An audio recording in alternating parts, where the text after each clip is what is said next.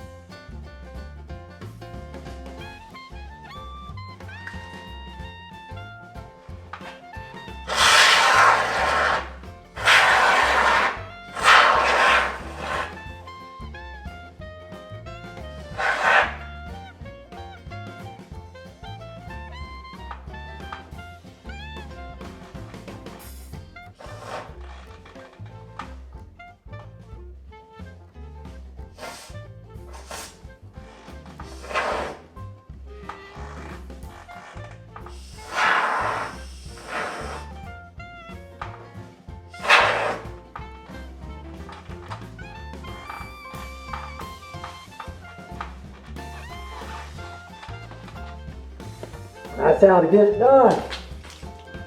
When that dries, it's going to look good.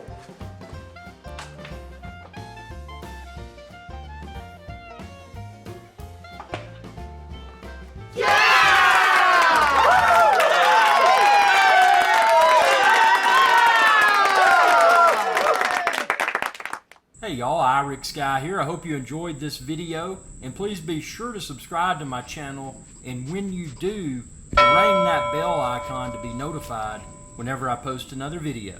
Thanks for your viewership, and y'all have a good day.